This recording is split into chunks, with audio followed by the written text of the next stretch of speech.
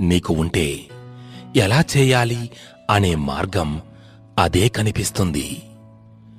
మంచి రోజులు రావాలంటే చెడు రోజులతో పోరాడాలి. సంవత్సరం మారితే రాతలు ఏమీ మారవు. ప్రయత్నాలను ఆపితే పనులేవి సాగవు. గమ్యం దూరమైనా నీ పయనాన్ని ఆపద్దు. మార్గం కష్టమైనా నీ ప్రయత్నాన్ని ఆపద్దు. సగం జీవితం వాళ్ళు వీళ్ళు ఏమనుకుంటారో అనే ఆలోచనతోనే కరిగిపోతుంది. ఊహలు వాస్తవాలకు దూరంగా తీసుకెళ్తాయి.